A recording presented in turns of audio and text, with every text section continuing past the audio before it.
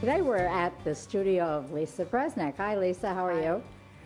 Lisa is a clay maker. She does beautiful pottery. She does beautiful artifacts. She does beautiful, everything she does is beautiful, and does wonderful, wonderful tile work and so forth. I'm going to let Lisa tell you about it. Okay. Well, I do basically three bodies of work. I do the small gold-leafed ceramic pieces. They're in the tradition of fetishes and figurines and the Japanese natsuki, the small pieces. They're abstracted but symbolic of the human condition, the environmental issues, comedy. I like humor in my work as well, and they have to be beautiful to look at, even though there's social comment in all of them.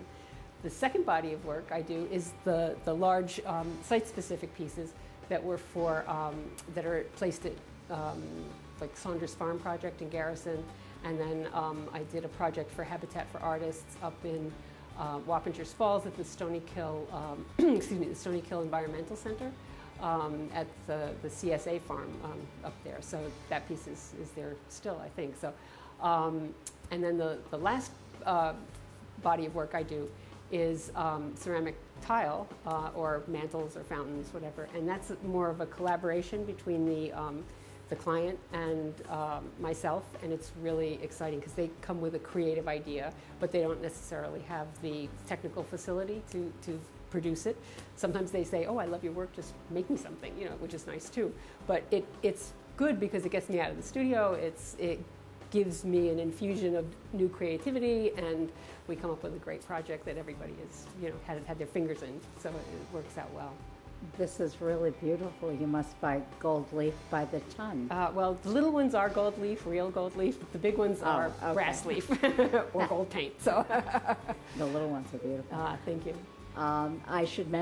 We should mention that your husband. Who's your husband? My husband is Howard Goodman, photographer extraordinaire, and he does black and white.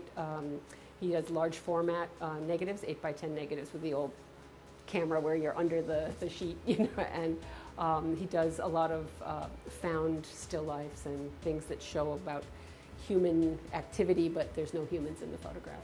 And you said that some of his work is going to be here at your studio. Yes, during the open studios on Sunday. We're only open on Sunday. So. Well, you have a piece inside that really was remarkable. It was something about Sedona. Yes, it's a tile project that I'm working on now with a really wonderful Peekskill resident, actually, and Robin Goldsand. And she spends a lot of time in Sedona, and so she came to me with an idea of having the Sedona Mountains wrap her kitchen, and wow. with a hand-painted sky behind it. So she gave me images of favorite rocks and favorite spaces and things, and so we put together this continuous landscape of tiles, big single-piece tiles that are sculpted to look like the Sedona Mountains. And they'll all be different. They'll all be different. Oh, the colors will all be the same as the mountains, but with the striation and the erosion and everything. So that was really technically a challenge, but I think I've come up with it. So. I can imagine, and I love the other piece you did for the Dorsky Museum. The Dorsky Museum. Yeah. Talk about that for a second. That piece is called, the show is Dear Mother Nature, and it's curated by Linda Weintraub, who is this phenomenal environmental artist and curator, well-known, internationally known. So I'm so honored to be in this. And so my piece is, it's called The New Botanicals, and it's a series of specimens of genetically modified plants that, you know, some are not quite plant-like, some have teeth, some have wings, some have, and just how dangerous this can be if they sort of get out into the nature in large, and so they're contained, they're going to be in a glass box that they're contained in. And so my letter to Mother Nature, my dear Mother Nature, is a warning. Please take care of these little guys and keep them away from everybody else, and please forgive mankind for having the hubris to think that we can do what she does better, you know. So. I know one other thing that I want to mention is that you've done some work for some big famous people in the past. Yeah. Can Yeah. you just share who that would be? I actually did a show house with Martha Stewart and Paul Newman for the Hole in the Wall gang in Westport. This was a while back, but that was very exciting, and got to meet amazing designers and artisans, and Martha and Paul. And Martha and Paul. And Paul, yes, and Lucky chatted with you. both of them. So it was really, really quite wonderful. And then I also did work for Yvonne Wendell, and I've done work for some other people that are sort of anonymous.